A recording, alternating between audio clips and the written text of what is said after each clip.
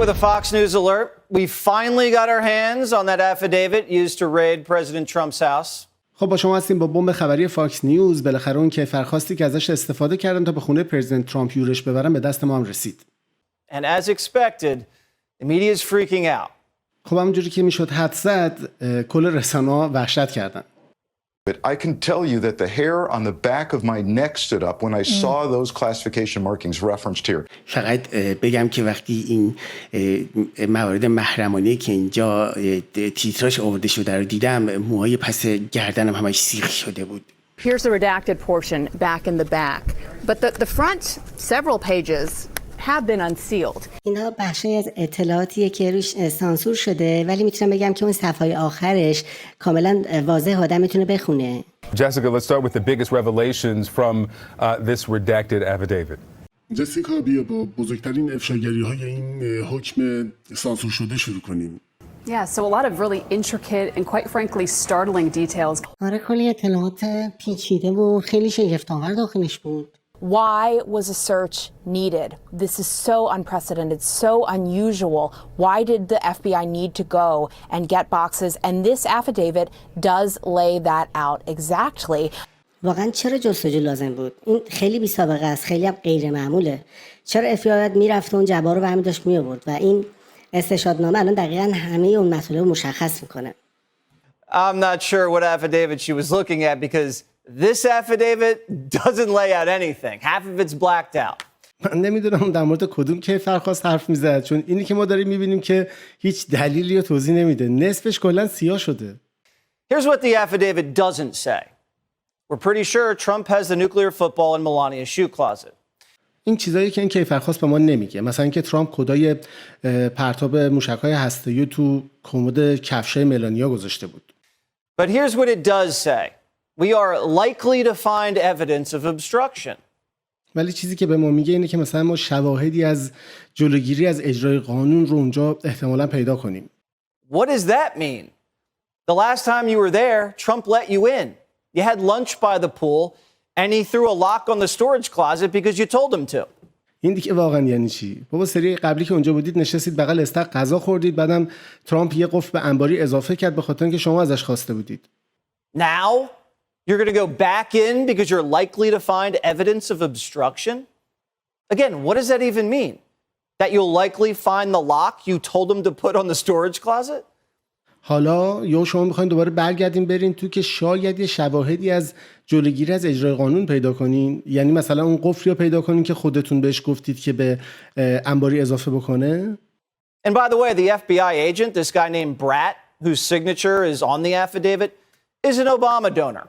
در ضمن آقای FBI اسمش برده که امضاش روی کیفر خواست هست، یکی از کسایی که به کمپین اوباما کمک مالی کرده بوده. So the agent who donated to Obama got a warrant from a judge who also donated to Obama. خب پس مأمور FBI که به اوباما کمک مالی کرده بوده تونسته از یه قاضی که به اوباما کمک مالی کرده بوده یه حکم جستجو برای خونه ترامپ بگیره. But the Biden guys had to go in there. Why? Because some liberal librarian at the National Archives said Trump checked out some papers and they were long overdue. همه آدمای بایدن باید میرفتن داخل. میدونی چرا؟ چون یه آرشیودار لیبرال تو آرشیو ملی بهشون گفته بود که ترامپ چند تا کاغذ رو برده و مدت زمانی زیادیه که اونا رو برنگردونده. But this whole archives thing, the whole presidential records thing, this classified records thing, it's just an excuse for them to go in there. اما همه این داستان آرشیو بازی و سوابق ریاست جمهوری و اطلاعات محرمانه این همش فقط یه بهونه بود واسه اون که یه جوری بهونه پیدا کنن برن داخل. None of this classification stuff even matters. Trump said he declassified everything that was still there in the boxes. They may have had classification markings on them, and the media is using that to scare you. But if Trump declassifies something and a lawyer doesn't change the little marking on it, it doesn't matter. هیچ کدوم از این چیزای طبقه بندی شده واقعا مهم نیستن. ترامپ گفت که همه اون چیزایی که هنوز تو جبهه هستن همه رو قبلا از حالت محرمانه خارج کرده بوده. حالا ممکنه رو اون علامت محرمانه وجود داشته باشن و حالا رسانه‌ها هم داره از این استفاده میکنن که شما رو بترسونن. اما اگر ترامپ چیزی از حالت محرمانه خارج کرده و یه وکیلی یادش رفته که اون علامت عوض بکنه، اصلا چیز مهمی نیست. Plus, he's the president. He has legal access to whatever Trump administration document he wants. when he leaves office. به علاوه اینکه اون رئیس جمهوره و از لحاظ حقوقی میتونه به هر کدوم از مدارکی که برای دوره ریاست جمهوری خودش هستش دسترسی داشته باشه، حتی اگر دیگه دفتر رو ترک کرده باشه، یعنی دورش تموم شده باشه. That's the deal all presidents have. He can see whatever he wants. They save every piece of presidential paper, and the archives keep it for the legacy. But it's also for the presidential library, or if the president wants to write a book. این اختیاری که همه رئیس جمهورها دارن، اون هر چیزی که دوست داشته باشه میتونه ببینه. اونا هر کاغذی از ریاست جمهوری رو نگه می‌دارن، اینا رو در آرشیو به عنوان میراث اون رئیس جمهور نگهداری میکنن. اما همچنین برای کتابخونه رئیس جمهوری استفاده میشه. اگه اینکه رئیس جمهور بخواد یه موقع کتابی بنویسه میتونه به اون دسترسی داشته باشه. Is the archivist not going to let Trump look at his own documents? It doesn't make sense. So what's the problem here? Well, یعنی آرشیویست میخواد به ترامپ اجازه نده که به مدارک خودش نگاه کنه. این که معنی نمیده. پس مشکل چیه اینجا؟ آها. According to the affidavit, there appears to be two major concerns: where the documents were stored and how they were stored. خب با توجه به کیفر خواست به نظر میرسه که دو مشکل خیلی بزرگ وجود داشته. یکی این که کجا این مدارک و اسناد ذخیره شده بودن، نگهداری شده بودن و اینکه چجوری نگهداری شده بودن. The affidavit states, I believe that the storage room and other spaces within the premises are not currently authorized locations for the storage of classified information or NDI.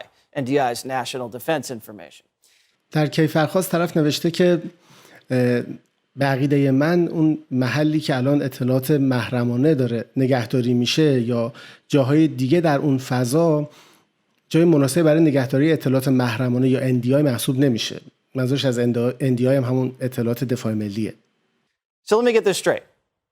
Trump has some Trump administration documents locked up in the storage room of a basement of a private club guarded by Secret Service agents? That's the reason for the raid? خب بذارید این مسئله رو با هم دیگه بار دیگه مرور کنیم روشن‌تر شه. یعنی ترامپ یه سری از اسناد دولت ترامپ رو توی انباری قفل شده تو زیرزمین یه باشگاه خصوصی که توسط ماموران سرویس مخفی محافظت می‌شده نگهداری کرده.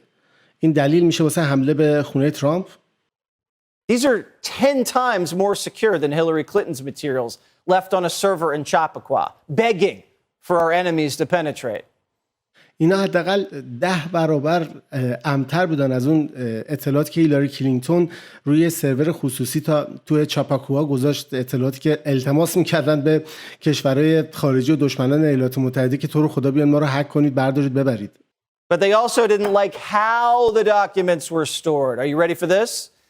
It says, of most significant concern was that highly classified records were unfoldered, intermixed with other records, and otherwise unproperly identified. اما اونا همچنین نحوه ذخیره سازی اسناد هم دوست نداشتن، نحوه نگهداریشون رو. آماده این بهتون بگم.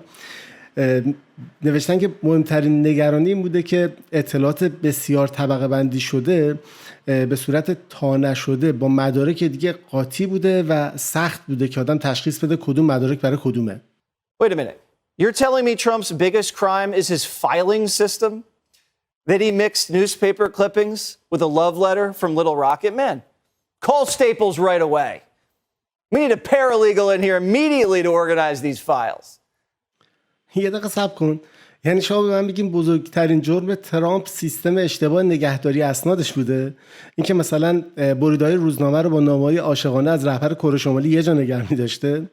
باشه آقا زنگ بزنین سریع با آیگانیچیا بیان اینجا، ما احتیاج داریم یه سری قوانین حقوقی اینجا بذاریم که سریع این فایل‌ها رو مرتب کنیم، سر و سامون بدیم.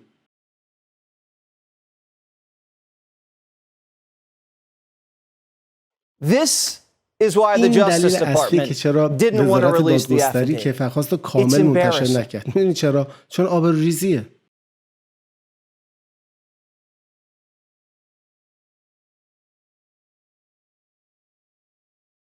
Whatever happened to the nuclear secrets he was selling to the Saudis? Now this is about a file cabinet? What's in the file cabinet again? Don't know. They won't tell us because it's classified. They'll just leak it. But Trump basically almost got us killed. That's what they're saying. خب پس چی اومد به سر اون اسرار هسته‌ای که ترامپ داشت به سعودی‌ها میفروخت؟ حالا مشکل فقط مشکل نگهداری فایل و طبقه نگهداری اسناده. حالا چی توی اون اسناد هست؟ ما نمیدونیم. آره، به خاطر اینکه اونا کلاسیفاید محرمانه است. اونا فقط بلدن این اسرار محرمانه رو اینجوری همچین درز بدن بیرون.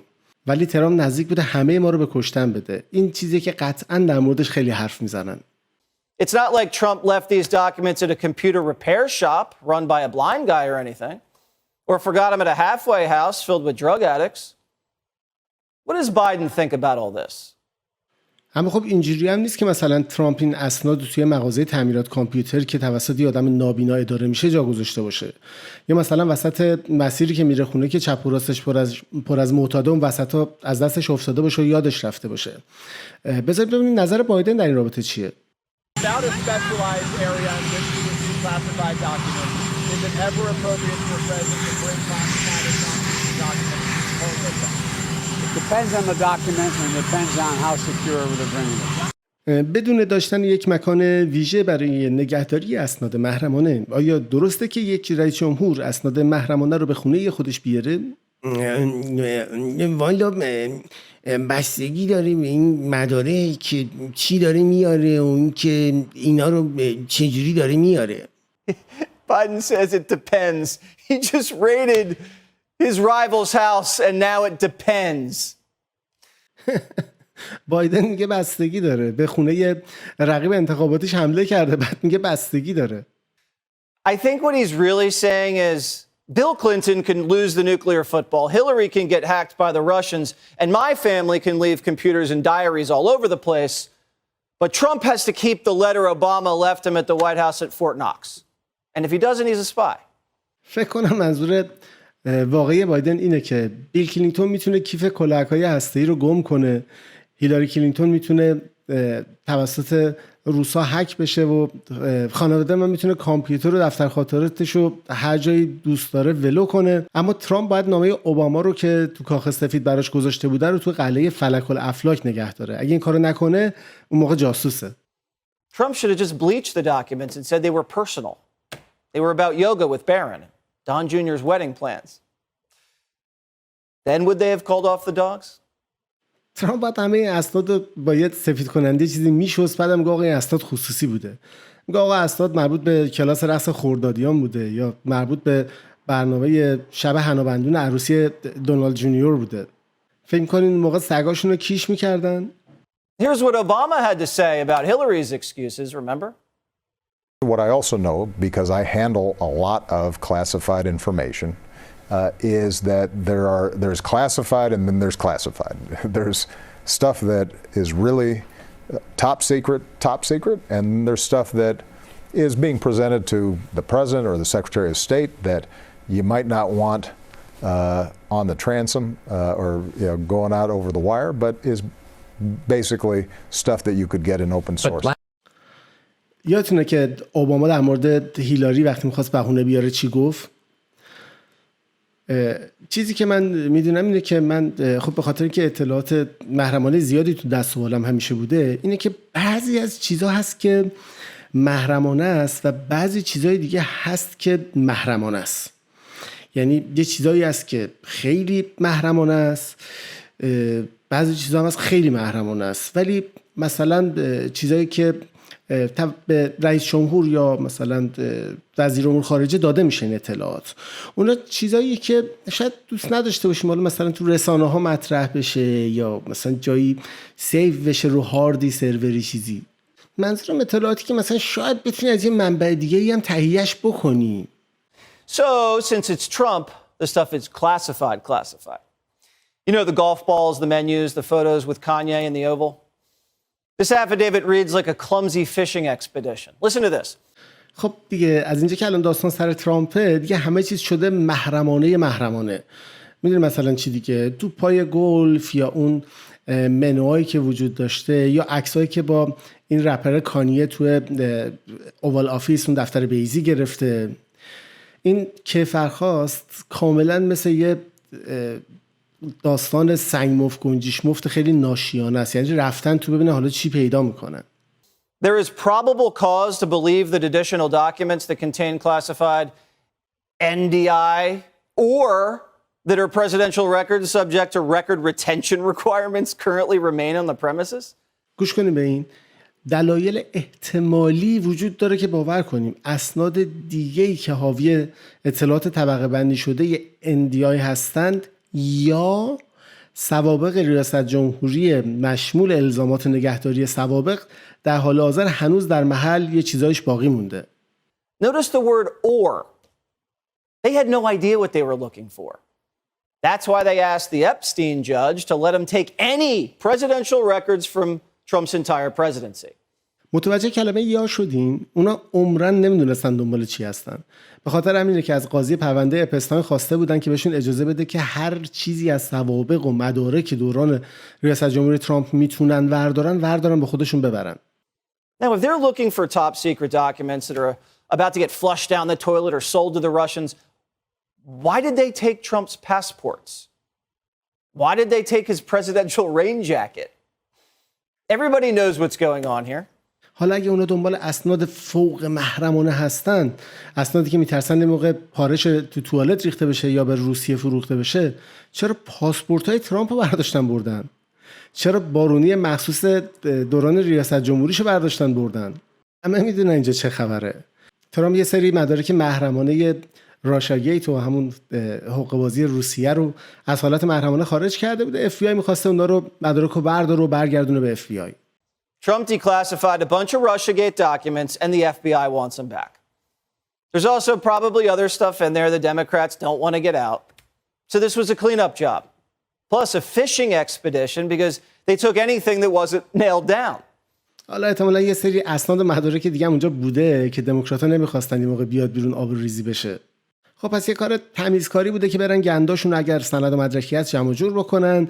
یه سنگ مفت کنجیش مفتی هم بوده دیگه، شاید اونجا بتونن چیزی هم پیدا کنن که به دردشون بخوره. چون میدونین که اونا اگر چیزی دم دستشون بیاد آمارشون نداشته باشین برمی دارن میبرن. And they have to be sniffing around for January 6 goodies and they'll probably find something to frame them with, say they found the P-tape. But they can't verify anything because it's classified. خب چون میدونین دیگه اونا همچنان دنبال بو کشیدنن یه چیزی واسه داستان 6 ژانویه شون بتونن ردیف کنن.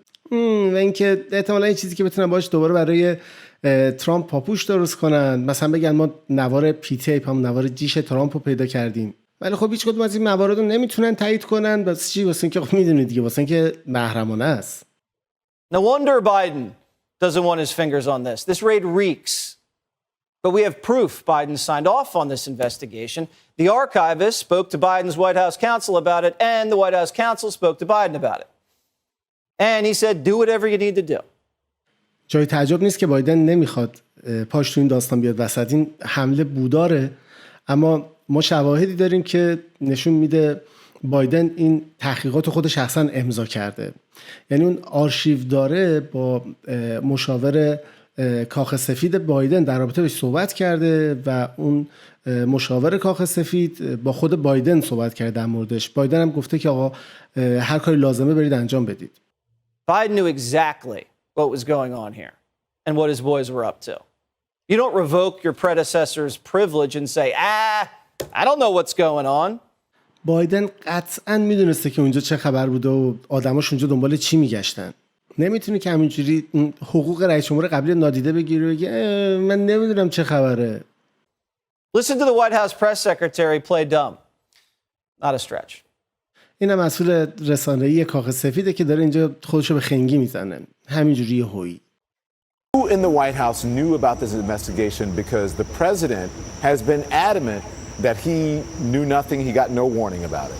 کی تو کاخ سفید درباره این تحقیقات چیزی میدونسته؟ چون رئیس جمهور بایدن که قاطعانه تاکید کرده که هیچ چیزی در این مورد نمیدونسته. میگه هیچ کسی بهش هیچ هشداری در این رابطه نداده بوده. So those are two different things. The president was not briefed.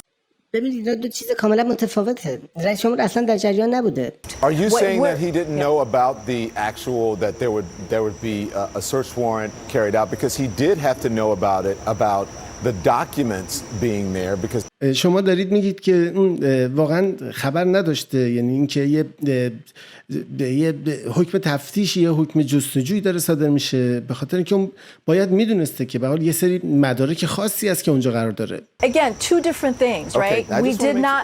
No, we did not know. Again, I'm just going to repeat. بازم میگم اینا دو چیز کاملا متفاوته. من اگه بخوام دوباره میتونم همون رو تکرار کنم. But you knew about, you had to know that it was there or that they were missing because he signed off on giving the archives the authority. شما باید میدونستید که حکم تفتیش در جریانه، واسه اینکه اون مدارک اونجا نیست، برای این همین بوده که شما خودتون امضا کردید و به آرشیو ملی اجازه رو دادین. No, but Don, I just want to make sure we separate the two, right? من فقط میخوام مطمئن شم که این دو تا مورد داریم از هم جدا میکنیم. Isn't it funny how the media makes a living off classified documents? People are leaking classified documents to the media all the time. They get awards for writing about classified documents. این خنده‌دار نیست که رسانه‌ها چجوری با همین استفاده از این مدارک محرمانه چه پولایی به جیب میزنن. مردم همیشه اسناد محرمانه رو همچین اینجوری سر میدن سمت مدیا. مردم با نوشتن مطالب در مورد همین مدارک محرمانه جایزه‌های مختلفی میگیرن. Freedom of the press, transparency. They're suing the feds every single day to declassify stuff. آزادی مطبوعات، شفافیت، اونا هر روز دارن مامورای فدرال رو به دادگاه میکشونن واسه اینکه بتونن اسناد محرمانه کلاسیفای دستشون بیاد. Because the truth is the media needs classified information to break news. But now the media is saying the president of the United States can't have classified information. They're saying it's illegal for the president to have classified information, but not for them. It's their job to have classified information, not the president of the United States. If he has it, it's illegal. اما واقعیت اینه که رسانه‌ها واسه اینکه بمب خبری داشته باشن به این اطلاعات محرمانه نیاز دارن. اما حالا رسانه‌ها میگن رئیس جمهور ایالات متحده نمیتونه، اجازه نداره اطلاعات محرمانه داشته باشه. اونا میگن این مسئله برای رئیس جمهور ایالات متحده ممنوعه که دسترسی به اطلاعات محرمانه داشته باشه، اما نه برای اونها، اونا آزادن. یعنی شغل اونا ایجاب میکنه که اطلاعات محرمانه داشته باشن، اما نه برای رئیس جمهور ایالات متحده. اگر اون این اطلاعات رو داشته باشه، اون مسئله کاملا غیر قانونیه. You see what's going on here? They can report classified information to the entire world and put our national security at risk, but the president can't lock up the same document in a box in a basement. That's putting national security at risk. میبینید اینجا چه خبره؟ اونا میتونن اطلاعات محرمانه ما رو به صورت گزارش به گوش تمام مردم دنیا برسونن، امنیت ملی ما رو به خطر بندازن، اما رئیس جمهور اجازه نداره که همون مدارک رو توی انبار قفل شده توی جعبه نگهداری کنه. اون وقت اون کار میشه به خطر انداختن امنیت ملی. This is nuts, guys.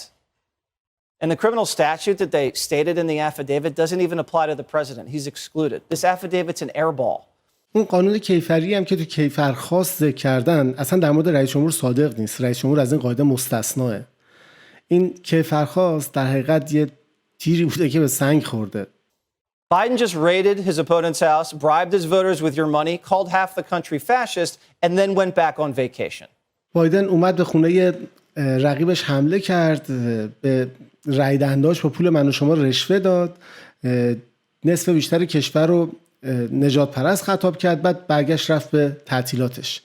منظورش از اون پوله همون لایحه‌ای که برگشت اومد اون لایحه 375 بیلیون دلاری رو امضا کرد و دوباره رفت تو لونش واسه تعطیلات. And we're supposed to think Trump's the bad guy. من توقع دارم ما فکر کنیم که ترامپ آدم بده داستانه. Must be good to be king. شاه بودن هم انگار خیلی باید حال بده ها.